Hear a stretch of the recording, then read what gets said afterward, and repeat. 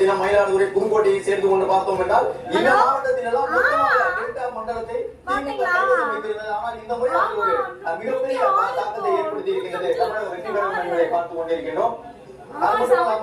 புதுக்கோட்டை இருக்கக்கூடிய 6 சட்டப்பேரவை தொகுதியில் பெரும்பான்மை தொகுதிகளில் தாவேகா முன்னிலை, திருப்பத்தூர் மாவட்டத்தில் 4 தொகுதிகளில் 2 தொகுதிகளில் தாவேகா முன்னிலையில் இருக்கின்றது. ஆம்பூர் தொகுதி தாவேகா முன்னிலை, திருப்பத்தூர் சட்டமன்ற தொகுதி தாவேகா முன்னிலை, வாணியம்பாடி சட்டமன்ற தொகுதி திமுகவும் ஜோலார்பேட்டையில் அதிமுகவும் முன்னிலையில் இருக்கின்றார்கள் என்பதை பார்த்துக் கொண்டிருக்கின்றோம்.